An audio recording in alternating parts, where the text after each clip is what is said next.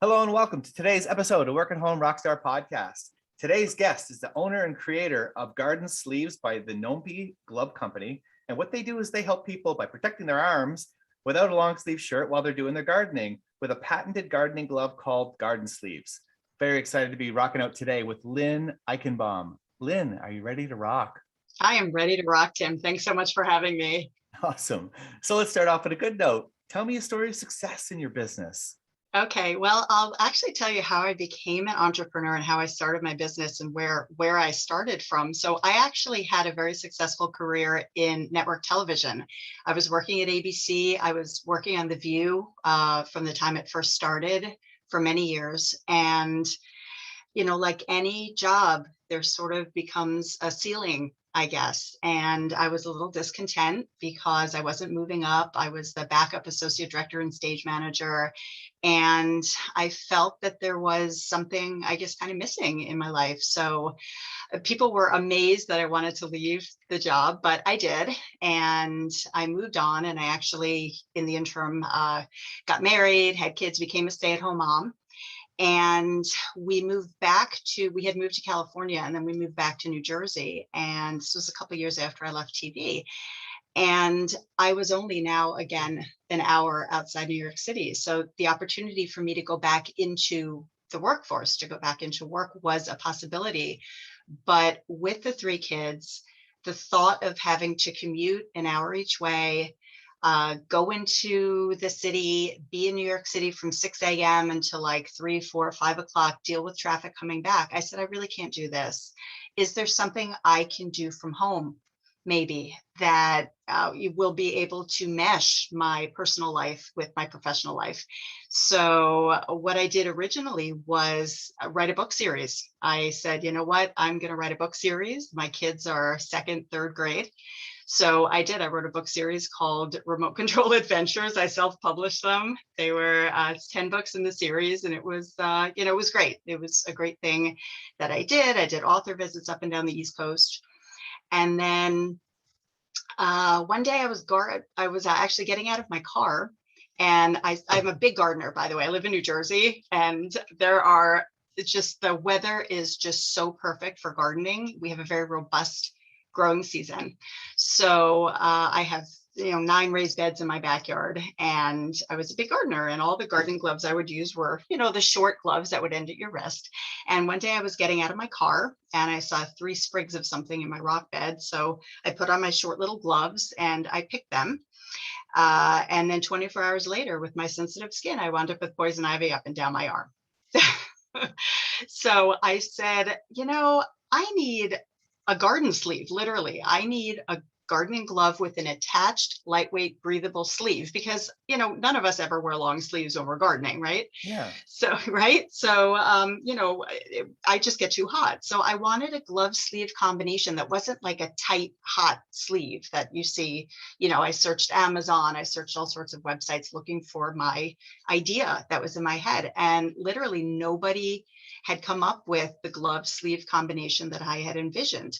So I said, what the heck? I think I'm just going to start a company. So I wound up patenting the gloves because I was at the hairdresser, and a woman sitting next to me heard my idea and said, it's fabulous. You need to patent that. So I took her advice and I patented it, and started off slow. I went to different craft shows, and people absolutely loved the concept and loved the idea. The fact that the gloves went all the way over your bicep and were secured in place by a very comfortable elastic so they didn't slip. And then it just sort of, went on from there. I started going to larger trade shows like the New Jersey Flower and Garden Show, the Connecticut Flower and Garden Show. And then ultimately I took them to the Philadelphia Flower and Garden Show this past June, and I sold about 750 pairs in 9 days by myself. Wow. Wow. Talk about Yeah. action taking. There you go. You've gotta just go ahead and do it. But like I said, it just kind of happened, and that was the affirmation that, wow, I had a really good product that people would really want. Wow, that's amazing. So now, like, how did the people around you react to that? Like, was there any fear in yourself as well? Like, how did you even get to the point where hey, I think this might be an idea to showing up at trade shows. Well, yeah, I'll tell you, it's talking to a lot of people. So I first made them for myself because I was tired of getting rashes and cuts and scrapes and everything. So I am actually kind of a seamstress by necessity because my kids were really into competitive Irish dancing when they were growing up and they needed a seamstress. And I'm a type A personality. So I was like, I can do it. And I literally did not even own a sewing machine. So I went out and bought a sewing machine. I taught myself how to sew. I went on YouTube. So I was familiar with the sewing machine and I took just a cheap pair of gloves and I constructed a sleeve. I attached them together and I absolutely loved them. So I made a second pair and then, because they weren't on Amazon and they weren't anywhere else, I thought maybe I would go just get a couple of yards of material. So I made maybe 20 or 30 pairs and I took baby steps. Like they always tell you on Shark Tank too. They say, take baby steps. Don't just, you know, contract somebody and make 30,000 pairs when you haven't tested your market yet. Yeah. So that's why I went to the small craft shows, local craft shows, schools, and I made little handmade signs and I would put them out and people were enthusiastic. And, gardeners love sharing Yeah. success stories. I'm sure success stories, failures. They love showing you their scars. And, I was getting a lot of positive reinforcement. And that's when I started taking them slowly to larger shows and building up my inventory. Well, they say that negativity sells. So maybe you could say the only disadvantage or the con of my gloves is that you can't show your scars anymore. That is true. You'll have nothing. Gardeners are going to have nothing to complain about, except the fact that there are so many cucumber beetles and squash bugs in New Jersey that it was a really tough growing season this year. Like, these gloves don't give me scars anymore. Yeah, Lynne, what have you done to me? Yeah. Angry face. Right on. Well, you know what? Along the path, there are often some bad notes that we'll hit, right? And so I'm wondering, can you share with me, maybe something that didn't go quite as planned along this path that you learned from, and maybe something that we can avoid in our businesses if it happens to us? Yeah, definitely, Tim. I would say probably don't be wary of being too stubborn. I originally wanted a really cute acronym for my product. So I was sort of racking my brain and I said, I know, I'm going to call them NOMPIs. NOMPI for No More Poison Ivy. And that's actually the name of my company. I thought they were so cute. I'm like, here are my Nopi gloves. They're Nopis. So when I started taking them to trade shows, I was literally getting migraines explaining to people what Nopi meant, because they would look at my sign and say, Nambi, are you Nambi?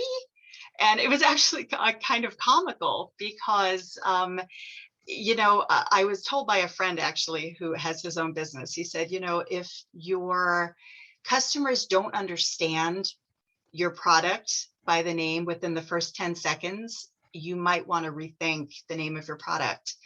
And ultimately, I did decide that I sort of swallowed my pride and said, okay, well, I'm going to keep my company name Nopi because I think it's adorable. Yeah. But garden sleeves make a little bit more sense. So, and when I'm doing podcasts and now on my trade show signs, it says garden sleeves and little letters by the Nopi Glove Company. And people immediately look at the sign and say, light bulb, I get it. So, be open. And just because you come up with an idea or with a name doesn't mean it can't be changed or molded, and listen to feedback for sure. Wow. Geez, telling entrepreneurs to not be stubborn. Especially if you're type A like me, because it's like, what? Come on. Yeah, well, but it is true. I mean, the stubbornness will get us success, but also there are some fights we probably aren't worth fighting, right? Exactly. And, be smart enough to know what you don't know, and really ask advice and really ask for help and know your strengths, and, ask people to supplement and surround yourself with people who can help with your weaknesses. Okay, so now speaking of getting better, I guess, and I'm wondering, I used to say practice makes perfect, but now I'm wondering if perfect even exists. So now I say practice makes progress, but what does that mean to you? Well, it's really funny because one of the tennis instructors at my son's, because he does tennis, Seth always said practice makes permanent. Because, right? Because when you're practicing your stroke, you're past practicing your stroke, it'll never be perfect, but it'll be permanently ingrained in your being, in what you do. Yeah. So for me, it was really, working on the actual glove and working on the sleeve and making sure it worked for a variety of people. So not everybody looks like me. I mean, I have little pencil arms. There are people who are, more full figured. There are men have different arms and women. So I needed to take the machine, I needed to take the material and learn, how wide do I need to make the sleeves? I started off with a 24-inch opening at the top, and I took some pictures, and my mom texted me. Actually, she called me and said, "You look bunchy." So my mom from Queens, New York. Uh-huh. So I wound up taking my opening and narrowing it about 2 inches. And that was wonderful observation by her. And same thing with regard to master gardeners that had looked at my product. They said, the sleeves are great, but the gloves, we would prefer nitrile gloves. So I started experimenting with different styles of gloves, and the nitrile gloves just really, really worked beautifully with the sleeve.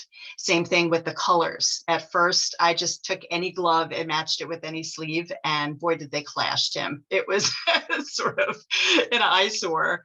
So I decided, I started researching and I started looking and making it a more visually appealing product. So definitely practice makes permanent, I have to say.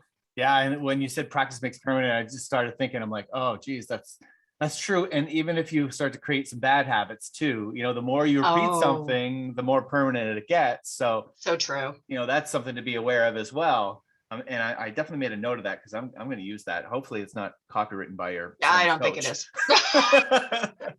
I think so. Right on. So now I'm wondering, one of the very, challenging things about running a business, especially when you're doing a physical product, is making sure that you have more money coming in than you have going out, and keeping that hat full. So, you've got some experience with that. So tell me, how do you keep the hat full? How do you make sure that you're always, in the black, I guess? Right. Okay. So I think the most important thing is to not let success get to your head, and don't turn down smaller local opportunities that might not necessarily net you, let's just say, the big bucks in a weekend or off the bat. But it's important to keep your hand a little bit, in the smaller things as well. I'll give you an example. So like I said, I started off with little craft shows, and then I went on to the larger flower and garden shows, and then ultimately the Philadelphia Flower and Garden Show. Well, the difference in net income that I get between the smaller craft shows and the huge ones are big. They're very big. But doing the small little craft shows gets me a weekly salary, if you will, that I can come in, then I can go out and purchase more material. I can purchase more gloves.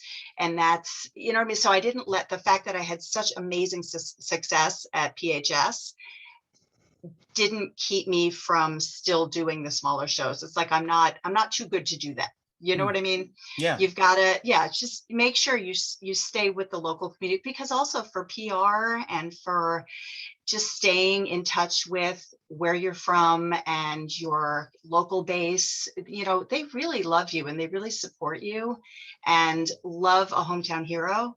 So I think it's really important to also stay with the smaller venues, give back, because, they're your biggest supporters. Yeah. And I mean, I'm also thinking about the other thing too, is that if you put all your eggs in these giant, contracts, then that makes a huge difference if you lose that contract, right? Oh, it's huge. And I have to tell you, COVID was a big, big slap in the face for the whole trade show industry, because a lot of these small businesses, the cookie guys and the meat guys and all these people. Like my mom used to call them the traveling circus. I mean, not to be rude, but we Yeah. go from show to show to show, and that's how they made their income. And when COVID happened and everything shut down, I mean, these people really hurt, because this was, a six-figure income that they would get by taking their wares on the road from city to city to city. And they had to learn to pivot to online. And the first things to reopen were the small little neighborhood shows, because they could be held outside at a park, or they could be held, outside a school ground, kind of, in the parking lot. And people were dying to get out. So yeah, so putting all your eggs in one basket. And they're also, the bigger shows are very, very expensive. So in order to afford the entry fee into the bigger shows, you really do need to have that, that income stream coming. Yeah. Now, so what about the disadvantage though of like, putting a lot of time for not as much reward? Well, I would say the disadvantage is really just time. You have to make sure you're really budgeting your time, and you know how to manage, because that's my biggest issue, I guess, right now with running my business, is that, I'm preparing for the National Hardware Show in October in Las Vegas, which is really very exciting. And also in the spring, I'm going to the National Lawn and Garden Show. So there's a lot of research that I need to do. There's a lot of prep I need to do. There are a lot of gloves I need to make. So because I'm a one-man band and I don't have any employees, it's all on me. So really, I would say it's just the time. So make sure you don't overextend yourself, and you allocate enough time in order to do the smaller shows, but also to focus on what you need to do coming forward. Okay. So it's more or less like you don't have to take on all the little shows. You can be strategic in the ones that you're taking, and, you use, make sure you're building relationships in in those smaller shows as well. And then Exactly. make sure you do have the time for the big show too. Right, exactly. But you also learn in doing these things, and you learn what your market is. Like I know that children's events are not my market, because if it's a fair, if it's, the parents with the kids and they're running around at a farm, like that's not where they're going to be purchasing my gloves. More likely they're going to be purchasing my gloves at garden shows specifically, or at craft shows specifically. So you kind of learn what to take and what not to take. And people will invite you to a lot of things to do, but you have to, I guess, graciously decline if you know that it's not going to have a return on your investment. Right. Right on. Okay. So now, speaking of learning and growing and Yep, all that yep. stuff, many, actually, probably most of the entrepreneurs that I have on the show have learned something from somebody else. They have some sort of mentor or a coach or some sort of mastermind. I'm wondering, what do you do to stay sharp? Okay, totally. I joined the National Association of Women Business Owners sort of on a fluke. I was sort of looking online when I started my company, and I said, "Oh, NAWBO, what's that? Oh, women in business. Okay, maybe I'll join." So I joined, and it turns out they have chapters, local chapters all over the country. So I was contacted by the woman who runs the Central Jersey chapter, and she put me in a mastermind group, which is a group of, I think there's 6 of us, and 6 women. We meet once a month via Zoom, and we are from generally, central New Jersey, but all different aspects of business. One is a photographer, one is an accountant. I'm the glove lady, one is a strategic planner. And we do so many different things, but we can all bring our own experiences into the discussion. And we have a topic every week. We come up with our hits of the week and our misses of the week. It's sort of like that Wall Street Journal show. Yeah. And we're able to really bounce ideas off each other, and it's been huge. And through NAWBO, and one of the women who I met, she introduced me to a publicist, and I had never used a publicist before. And Andrea and I clicked, so she and I started working together. And through some of the podcasts and everything I've done, I actually met another woman who has very strong ties to QVC, which is sort of my dream, to get on QVC and home shopping. So it's a lot of it is just putting yourself out there, joining networking groups, which is key. And then I guess being open and friendly and personable to, to meet people and build relationships, because business is all about building relationships. It really is. Yeah, it's about building relationships, and also being recognizing that you can't know everything, and it's okay to ask for help, right? Absolutely. Absolutely. Like I said before, it's knowing your strengths and knowing your weaknesses, being okay with the fact that you don't know everything, and being willing to bring other people in, and not being so close-minded that you're not willing to listen to what their suggestions are. You may take that advice, you may not, but you need to listen.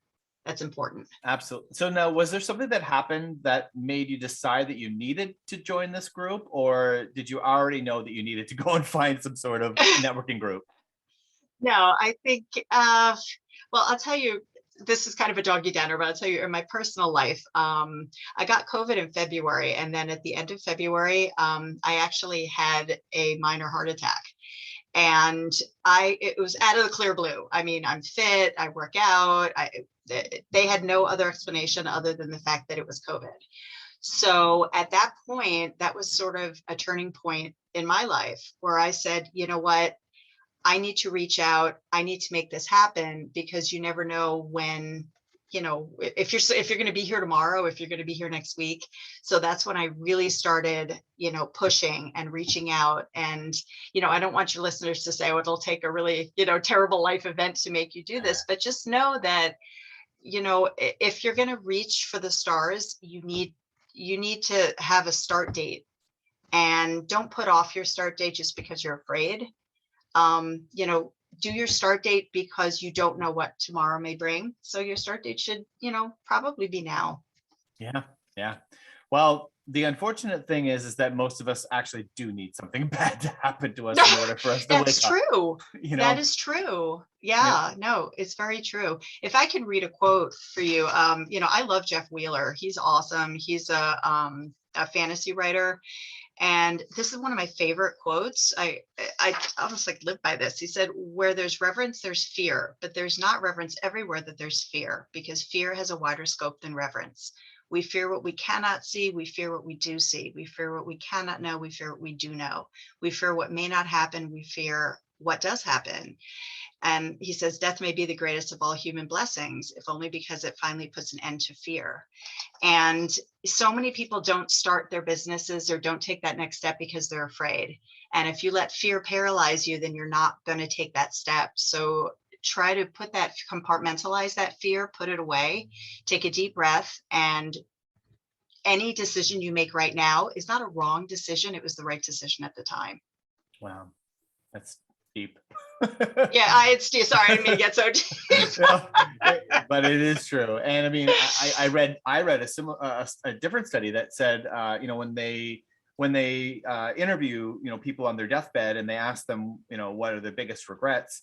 It's never really the mistakes that they made. It's the risks that they didn't take. Exactly. Right. Exactly. And so I think that's the thing, is that, we talked about in the beginning, the bad note, right? That there's going to be a boatload of mistakes. I mean, maybe this business that you're thinking about is not going to work out, but that's okay, because then you'll know, and then you'll know what will work out. Otherwise, exactly. You'll never know. You might end up, 30 years down the road and thinking, oh, geez, I wonder if that would have worked, Exactly. So you've got to just try. I mean, you can never, just like the lottery, you know what I mean? You got to be in it to win it. Like if you don't try, you'll never know. So yeah, I couldn't agree with you more.